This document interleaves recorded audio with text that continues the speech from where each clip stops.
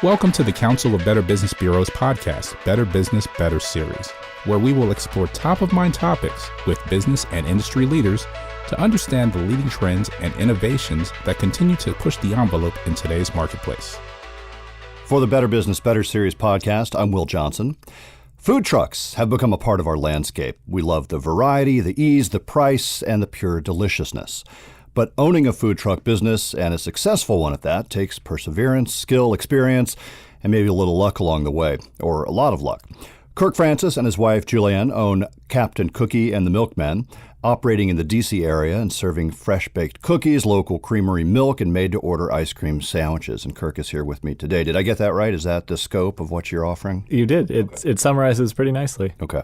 Well, and a lot of people around the area see your truck, and as have I, and sampled it along the way. So let's talk about the business. We'll get into what you're doing now to grow the business and all of that, but let me start way back when, and I understand your love affair with cookies started at age 4. Tell us about how you turned a childhood passion into a livelihood and a business. Well, initially I was very bad at turning it into a business because I just gave them away all through elementary school, middle school, high school, college. I was at least once a week to be found with a Tupperware under my arm, like trying, hey, try this new batch or try this. Here, have a cookie. And it was a great ego boost because, of course, everyone compliments you when you're giving out free cookies. They're like, oh, these are so great. You should sell these. Great way to make friends. Yeah. Yeah. So it's not just a good story. You really were like making cookies a lot. Yeah. Right. You could go back to Jinx East Elementary and ask people, hey, did this guy like make cookies in the 5th grade? And they would say, like, I don't know who you're talking about, but if you went back and found a teacher, they would eventually corroborate my story, I'm pretty sure. So I've been making them my whole life. I've been obsessed with cookies myself. I'm a fiend for them. At a certain age, I would consume them and nothing else if left to my own devices. Yeah. And I just practiced my recipes, not meaning to practice, just kind of becoming gradually obsessed with, like, can I make the perfect chocolate chip cookie, something so inexpressibly delicious that no one would want to eat anything else. And that was just a side hobby as I was, going through school. I briefly thought about going to culinary school instead of college, but my dad expressed that while he would be willing to help pay for part of college, he would have nothing to do with me if I went to culinary school. Well, that's too bad.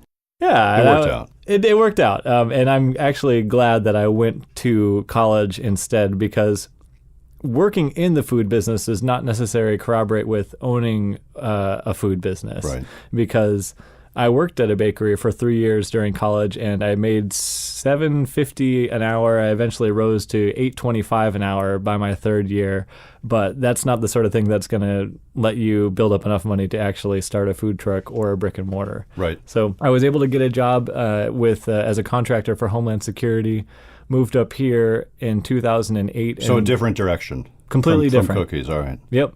I continued doing cookies on the side and bringing them into work. And one day, one of my coworkers was like, I go to this coffee shop, Sadamo, on 8th Street, and their pastries are awful.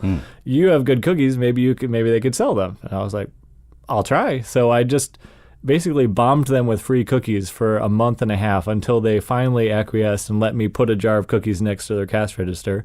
And they did really well. And so for 3 years, that was the business, was me getting up at like 5 o'clock in the morning, making a bunch of cookies, delivering them to Northeast D.C., and then driving out to Fairfax for my day job. That is awesome. And I don't know, I didn't go to business school, but I don't know if you're supposed to give stuff away for free for a while. Maybe that's part of a strategy that works, but that's so cool that it worked out. And you eventually started growing that, it sounds like. I still am a little bit surprised, pleasantly so, that it has worked out and I am making money and supporting myself with cookies. It really didn't seem, it was one of those things where you joke about, but like I did not really expect. I had to really temper my expectations when I was young. Like, this probably isn't going to work out. Everyone's seeing the stats that half of all food businesses fail in the first year and 2/3 after 3 years. So I had steeled myself my whole life for the fact that, like, this is just going to be a hobby. You can try it. You'll have done a good job of trying, and then you can go back to whatever you're actually going to make money at. So eventually you bought trucks and turned it into a little bit more than just the counter in the morning. Right. After 3 years of that, I looked at what I had been doing and my hours and all that, and it ended up being about $2.25 an hour that I was making, supplying cookies wholesale. Yeah. And around that time, the very first food trucks were appearing in DC. One of the early ones was Pleasant Pops, which a friend and colleague of mine from UNC had started. And he quit his job after a few months just to sell popsicles on the street. And I thought, well, if he can do it with popsicles, surely I can try it with cookies. Why not? Yeah. So I didn't quit my job right away. I bought a used Washington Post delivery van from Selbyville, Delaware off Craigslist, drove it home, spent a year working with some friends and gutting it and turning it into a mobile little bakery with an oven, a sink, a fridge, a freezer, hot and cold running water, propane, electricity, all that jazz. And it was finally ready in February 2012, and that's when I left my job and started selling cookies on the street. Okay, so 6 years or so, right? You've been doing it officially in a food truck. So I want to shift gears. Let's talk a little bit, or shift gears in the sense that I want to talk about the food truck business overall. It certainly seems like around here we see new ones all the time, but like all businesses, especially ones connected to food, we see ebbs and flows. What's your experience been so far with the food truck business overall? When we first started out in 2012, it was a rocket ride. You could not make cookies fast enough. Crowds would just show up because you were a food truck, right? And they wanted to try it. And when it turned out that our cookies actually were good and we did work hard at customer service and we did go out every day, people were even more enthusiastic about it. And I had really almost had no choice. We were getting complaints because we weren't able to go to all the different locations that people were asking us. We would get requests for events that were simultaneous. And so we had to build another truck. And then after that, we had to build 2 more trucks. Yeah. So that's how it grew to 4, was just thinking, okay, people seem to like us selling cookies, milk, and ice cream out of this truck. Let's do more of that. Pretty simple business plan. And so that's what we did for a few years, is we just were trying to keep pace with all the demand that we were getting. But compared with our first 3 years, the last 3 have changed dramatically. Yeah. When we first started, 95 to 100% of our money was coming from Monday through Friday vending at lunches downtown in D.C., Franklin Square, Union Station, these kind of busy places. People would get their Korean tacos, and then they would get a cookie or an ice cream sandwich for dessert. That has begun ebbing sharply over the last few years. Many people would say that our revenues are down about 50% from what they were 3 years ago. Fortunately, most of us, our older food trucks, have diversified along the way. Either we saw this coming or we just naturally kind of wanted to try some new stuff. But your successful food trucks now have their fingers in a few other pots, like catering or online delivery, or perhaps starting a brick and mortar or transitioning completely to a brick and mortar. One truck goes on a 3-month-long festival tour to Bonnaroo. These are other Life. Businesses that you're aware of. Right. Right. The Big Cheese, a grilled cheese truck, has decided that he's going to just go on the road for the entire summer. That he sounds road great. trips. Yeah. It is. Yeah. I think he just wants to go on road trips. Well, in festivals, all you need is grilled cheese anyway, so that's perfect. Apparently, he can sell $50,000 worth of grilled cheese at Bonnaroo over 4 days. So it's lucrative as well as being fun. But, Cat Mac turned into mostly a catering business. Taquerian obviously has been very successful. They have, I think, 4 local taquerian chains, and then others have kind of branched the divide. We've added 2 brick and mortar stores, and we've also done a great deal of catering, special events, and we have online ordering now. So we're trying to continue to meet people wherever they want cookies, because more and more people want cookies to come to them, or they want somewhere that doesn't involve them going outside and standing in a line for food trucks. That's interesting. I mean, I can understand the proliferation of trucks and how the business has gotten tougher. Is that part of it too? Just the volume of trucks out there? That's part of it. There's a lot of trucks out there, and just the initial excitement has also waned. Indeed, which it does with any food trend. Cupcakes had their day in the sun. Donuts are having their day in the sun right now. Most food trends last 5 to 10 years. Right. And I don't think food trucks are going anywhere permanently. I think they've come to stay, but they're no longer the bright, shiny object that everyone was just ecstatic about because it was. Right. They now have to stand on their own. They have to be quality. They have to be reliable in order to maintain themselves as part of the food landscape of DC. Another thing you've done along the way is open a large commercial kitchen and food hall in a neighborhood in D.C. called Brooklyn. Tell us about how you've expanded there and why. It sort of flows with what you've been talking about, just a different business model. Sure. What's a food hall, for those who don't know?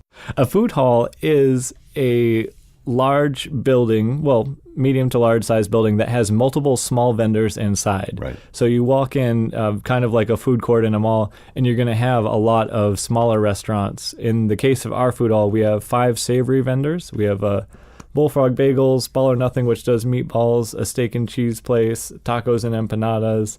We have Urban Fusion, which is Filipino and Ethiopian food. And they're all serving lunch daily and dinner. So like a smaller version, if you've been to like Boston Faneuil Hall, like the giant, it's been there forever, but this is sort of a very new version of that with very local restaurants, not chains. Exactly. You're not going to find a Chick-fil-A or an Arby's in the food hall. Not a food hall, yeah. These are 100% locally owned and locally started businesses, and a lot of them, this is their first foray into a brick and mortar of any kind. So it's a great way to get into a brick and mortar, as you say, try it out, see how it does, get customers, get feedback, word of mouth, and then grow from there if you can. Absolutely. Without having to start your own store. Exactly, which is what food trucks did a few years ago, because they lowered the barrier to entry dramatically for any chefs, which many times is great because you may have a great idea. Maybe you are going to succeed, but you don't have $100,000 to build out a restaurant or to or you don't have the financial credibility to convince a landlord to give you a 5-year lease. And so somehow, hook or by crook, you scrape up $15,000 or $30,000 or $50,000, whatever it takes to start your food truck, and you can try it. And yeah, it's a risk, but it's not nearly so much as a risk. Are food halls the new food trucks? I think they are. There's always, the food entrepreneurs are always going to try and find whatever is the smallest barrier to entry, the way that they can get their feet wet in the marketplace.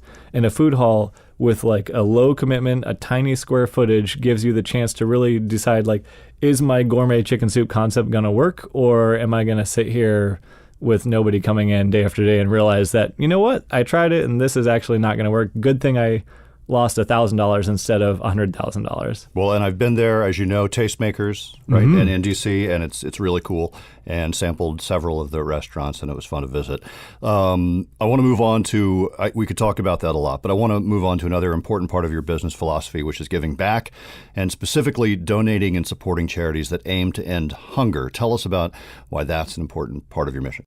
Well, we're very fortunate. We are selling cookies, and they are a discretionary food. They are not no one that I know. To most people. Yeah, to most people. I would live on cookies if it were socially acceptable, and if I wouldn't, die before I was 40. Right. But most people, cookies are not a requirement. They are just a little extra gift or a blessing on top of the rest of their day. And we're very fortunate to be able to have those and to be able to make a living selling these little, tiny, round, joyful items that people enjoy. But we're extremely cognizant the whole time that while we're able to do this and we love our customers and we love providing cookies to them, there's a lot of people for whom that's completely out of reach. And in fact, sometimes the essential food items are out of reach as well. And so we don't want to forget that ever. My wife and I volunteered at the Capital Area Food Bank and at the DC Central Kitchen long before we started Captain Cookie and the Milkman. And as the business has grown, we've been able to make a larger and larger impact through cookies. We've been able to staff booths at the Blue Jeans Ball to raise funds for the food bank, or the food fight to raise funds for the DC Central Kitchen. So local charities in the DC area, right? Exactly. No Kid Hungry, Share a Strength is another one that we support. So we end up donating $5 to $10,000 a year through these food charities. And we also participate in education seminars where we go and be a guest lecturer with DC Central Kitchen's job training program to help. Like, we bring a food truck over, show them how a food truck's put together, how they can start one, business pitfalls to avoid. We'll take some of their people into our facility as well to show them what a working kitchen looks like. And we have a bread coin program where people can spend a bread coin, which then provides a meal for a hungry person. So any way that we can focus on helping end hunger locally, we want to do that. It's our motto is saving the world one cookie at a time, and that's kind of grandiose. So we find that, like, when you really focus, you can find need nearby, probably in your neighborhood, if you're actually like keeping your eyes open and looking around for it. So that's where we want to make our impact. $5 to $10,000 is not a small amount of money for any size business, a smaller business on your end. So that's amazing that you're doing that. It's great. So I can vouch for how delicious the cookies are. Kirk has brought a box of cookies. I've tried the chocolate chip today, so thank you. And I'm sure you get asked this a lot. What's your favorite? Chocolate chip. Okay. It's the classic. I've eaten 3 so far today. Well, and you've done an amazing job. You are lean. So I'm sure you get that too. But eating cookies for a long time, it could be a different scenario. It could be. If I ever retire from actively like helping run the trucks in the stores, like it could be that I'll balloon at that, like an NFL linebacker who retires or something. Right. You're right. As long as you're moving around, you're okay. Yep. Thanks a million for coming in today, and it's great work you guys are doing. It's just exciting to see what is happening, I think, with your business with food halls, and we'll keep a lookout for more from you guys down the road. Thanks for having me. All right. Thanks to Kirk Francis, co-owner of Captain Cookie and the Milkman. Tell our listeners where they can find you online and also in the real world. Online, CaptainCookieDC.com or Captain Cookie DC on Twitter and Facebook. And in the real world, one store is at 2000 Pennsylvania Avenue Northwest. Tastemakers is at 2800 10th Street Northeast in the Brooklyn neighborhood. Maybe more stores to come soon? We are building one in Raleigh right now. We can talk about it. Okay. In North Carolina. All right. 500 East Davies Street in Raleigh, North Carolina as part of the Transfer Company Food Hall. Where food halls are a pretty big deal. They are. There's 3 opening this year in the Triangle area. Very cool. All right, Kirk Francis, thanks again. And for the Better Business, Better series, I'm Will Johnson. You just enjoyed Better Business, Better Series podcast. Be sure to tune in next month for a brand new episode.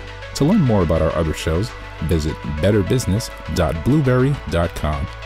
That's betterbusiness.blueberry.com and subscribe. The thoughts and opinions expressed on this podcast are the views and opinions of the guests, not those of the Better Business Bureau, Council of Better Business Bureaus, or program affiliates. This podcast is for information and educational purposes only and is copyrighted with all rights reserved. This podcast is protected by Blueberry's Terms of Service.